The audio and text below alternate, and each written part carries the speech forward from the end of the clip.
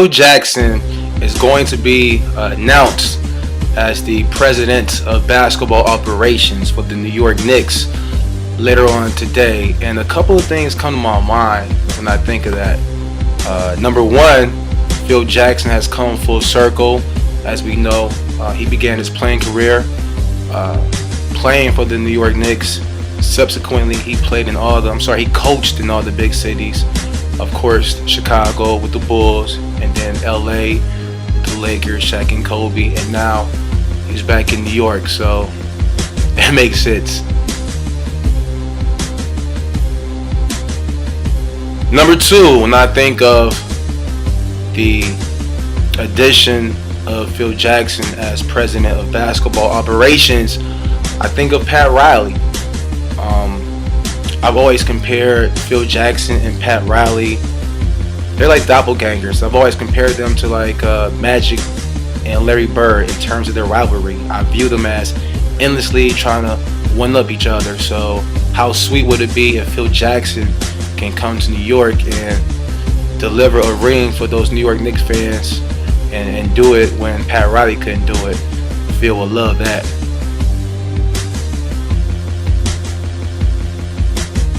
Now, while Pat Riley was not the coach in New York, let's stick to that Pat Riley precedence.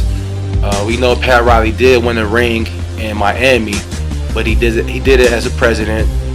The last two he did as a president. The first one he was president, then he stepped down and coached D Wade to their first ring.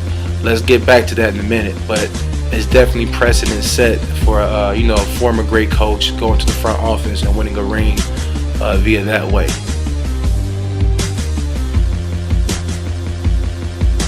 Steve Kerr. There's a rumor going around that Phil Jackson is going to hire Steve Kerr as a possible coach. I'm not mad at that. Again, sticking to the Pat Riley precedents. This reminds me of when Eric Spoelstra was being groomed and then hired by Pat Riley to take over the Miami Heat. Now, granted, Eric Spoelstra was a video coordinator and assistant coach. I mean, for all intents and purposes, that's what Steve Kerr was for all those years on the sideline, sitting next to Phil Jackson on that Chicago bench, absorbing triangle philosophies and play. So I think Steve Kerr will be a good look for the Knicks initially.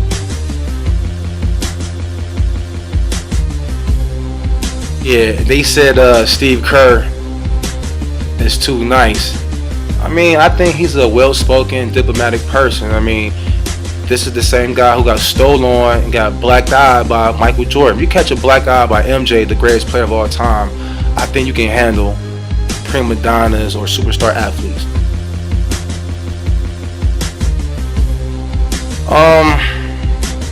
There's a rumor going around that Carmelo Anthony is not that receptive to Phil Jackson. I think it's stipulated by some comments that Phil Jackson made last year.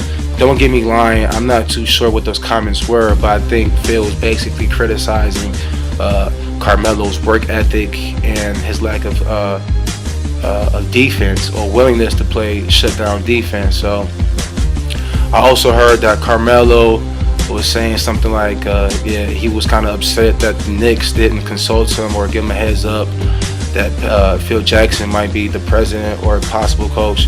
I'm like, come on, Carmelo, what's your resume? Like, in this year's All-Star, when cats were getting called out for the introductions, you saw all types of awards and badges. On cats' starter or warm-ups, and then when Melo came out, he had like one little badge. Like, come on, man.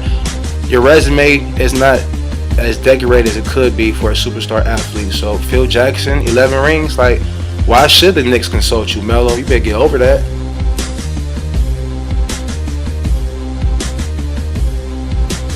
Phil Jackson is going to persuade and convince Carmelo to stay in New York, which is going to trigger a domino effect, meaning that he's going to recruit LeBron.